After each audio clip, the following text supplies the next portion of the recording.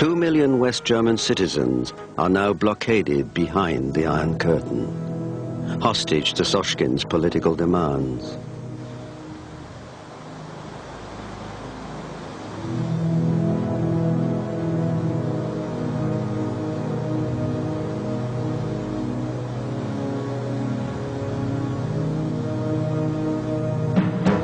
In the sky, the Soviet Air Force vows to shoot down any aircraft that dares to enter East German airspace.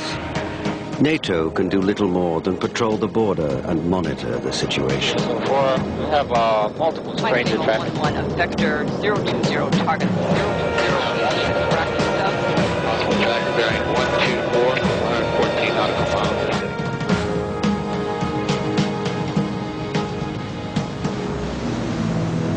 Excuse me, what do you think about the blockade? It's a very strange feeling because in a way everything still seems so normal.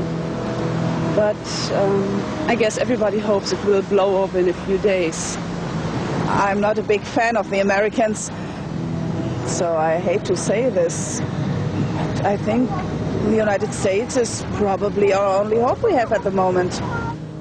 Of course our hearts go out to the hostages and to their families, but our policy cannot change, and it will not change. America and the world will not be blackmailed by this ruthless policy. The Prime Minister.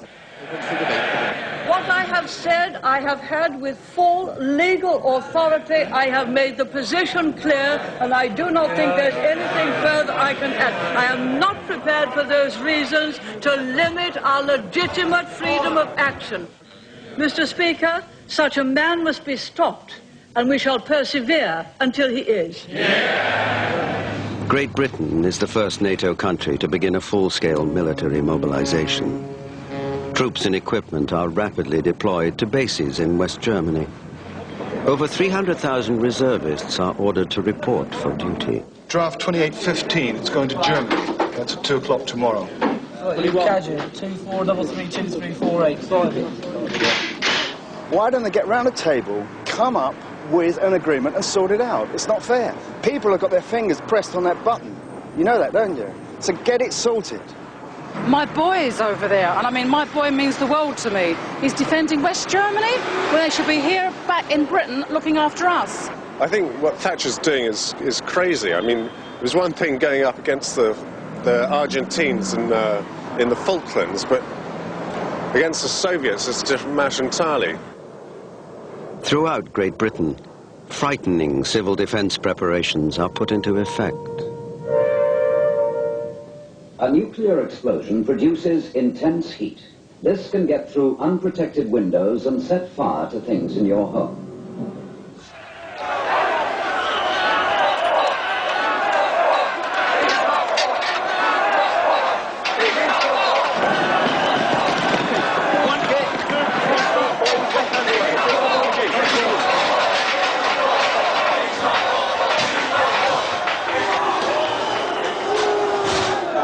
All across Western Europe, and most notably in West Germany, military bases are besieged by angry demonstrators demanding a peaceful settlement.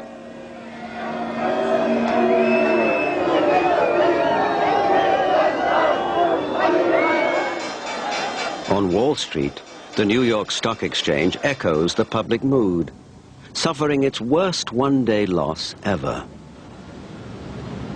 I think Soskin should try marching into Times Square. We teach that prick a lesson he never forget. You know what I mean? We kick his ugly butt right back to Moscow. I hope Soskin's not kidding around. I hope he's not just a total fool. Because Bush, perfect emperor, is doing what you're supposed to do. I think. I don't think he's playing a chess game. I think he's playing, I don't know, the negotiation the hard way, you know? On the eastern seaboard of the United States, a convoy of over 100 ships stocked with military supplies for Europe is made ready to cross the Atlantic. Nearby, a huge naval escort assembles to provide security. Their purpose is to fully supply NATO's forces in Europe, which remain hopelessly outnumbered by the armies of the Warsaw Pact. As the American convoy moves out to sea, Soviet Foreign Minister Yuri Rubanov holds a dramatic televised press conference in the Kremlin. Советский Союз был вынужден принять следующие меры по обеспечению мира и безопасности в Европе. В данный момент наш флот в Северной Атлантике подготавливает зону запрета, показанную вот на этой карте. За пределами этой зоны мы будем действовать в интересах нашей национальной безопасности. Любая попытка игнорировать эту меру будет расценена как враждебный акт, и наши вооруженные силы примут соответствующие контрмеры. Я хочу добавить, что советское руководство твердо занимает следующую позицию. Все конфликты в Центральной Европе должны решаться за столом переговоров, а не на поле брани.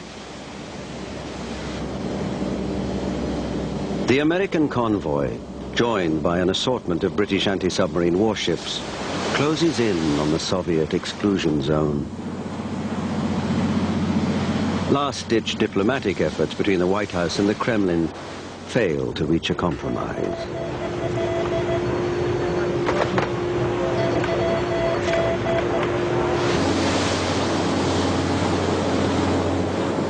Out in the Atlantic, every hour brings the two sides closer to a direct military confrontation.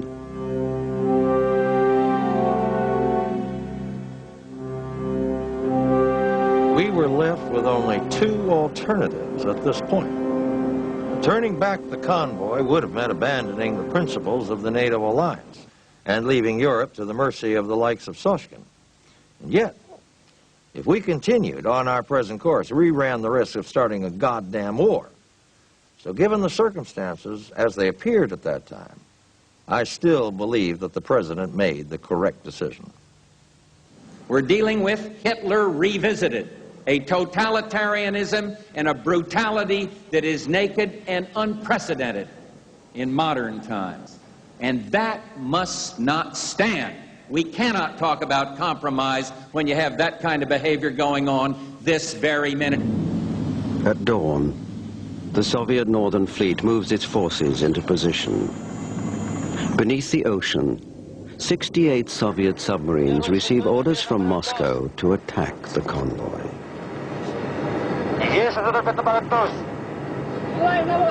Акустик, доклад обстановку.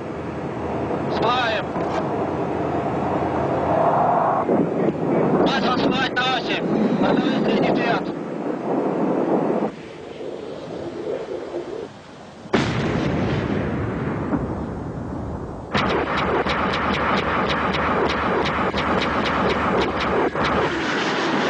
Within hours, nearly a quarter of the convoy is lost to Soviet rocket, torpedo, and land-based air attacks.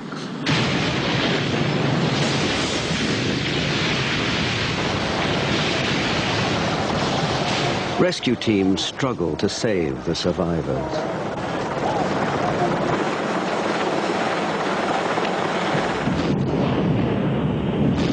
American and British warships counterattack with strikes against Soviet land-based backfire bombers, submarines, and the Soviet Northern Fleet. Aboard the 3 American aircraft carriers in the area, 144 fighter jets take to the air.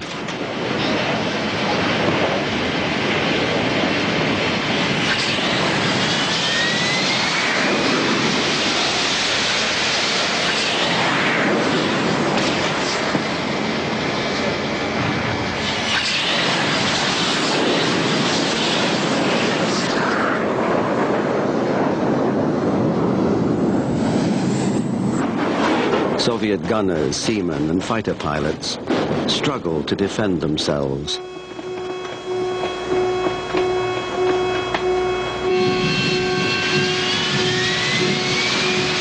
But they are quickly overwhelmed.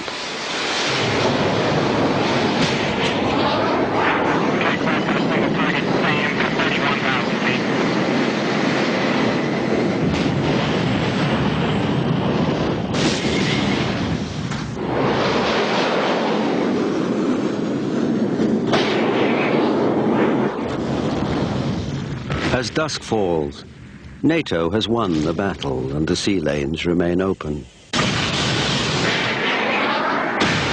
But the Third World War has begun.